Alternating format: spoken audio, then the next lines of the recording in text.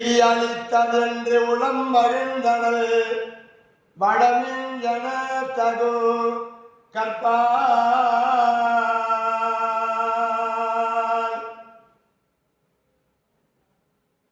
இந்த காந்தாரியானவள் தன் தந்தையாக விளங்கக்கூடிய காந்தார தேசத்து மன்னன் சுபரனிடத்திலே, அப்பா, எப்பொழுது அந்தினாபுரி வந்தன் திருநாட்டு மகாராஜாவிற்கு என்னை மனம் பேசி முடித்தீர்களோ அப்பொழுதே அவரை என் கணவனாக நினைத்து விட்டேன். என் கணவன் காணாத இந்த உலகத்தை நான் பார்க்க விரும்பவில்லை. இமைத்த கண் இணை மலர்ந்து இனி நோக்கிலேன் யான் ஒருவரை என்று சமைக்கப்பட்ட முன்னில் பொது பெரும்பையை தந்தையும் தனையோரும் அமைத்து அருங்குல முனிவரும் மறைமுறை அருங்கடி விலக்கிட்டார். சுமைத்தராபதி மணியவள் ரோகிணி என்னமே தொடக்கக்கா. சுமைத்தராபதி மணியவள் ரோகிணி என்னவே தொழத்தக்கா.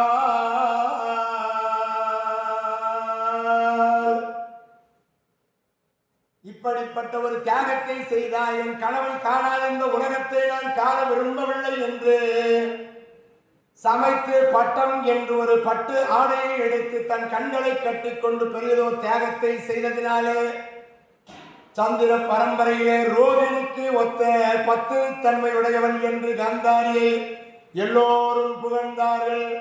ராதாரமண கோவிந்தா.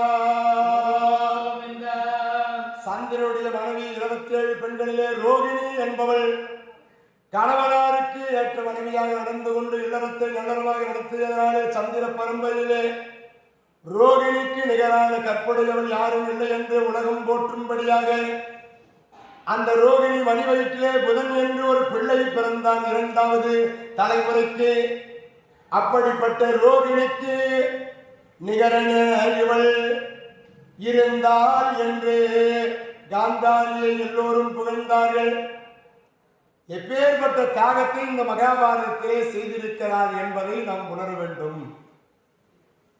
ஒரு நாளா 2 நாளா என் கணவன் காணாத இந்த உலகத்தை நான் காண விரும்பவில்லை என்று அந்த அம்மையார் சமைத்து பட்டம் என்று ஒரு ஆடையை எடுத்து தன் கண்களில் கட்டிக்கொண்டால் இருக, இனி இந்த உலகத்தை நான் காண விரும்பவில்லை, என் கணவன் காணாத உலகத்தை நான் காண விரும்பவில்லை என்று பெரியதோர் தியாகத்தை செய்திருக்கின்றார் என்று சொன்னார்.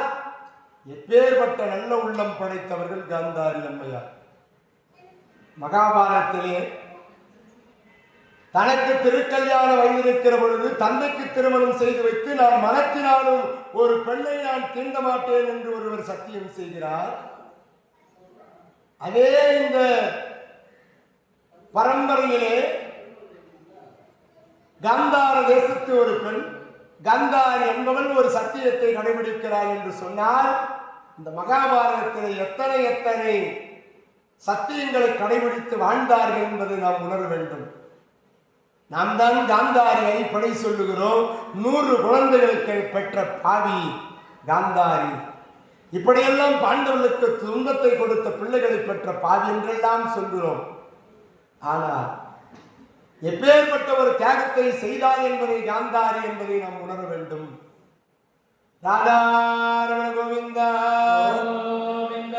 கோவிந்த நாம சங்கீர்த்தனோ.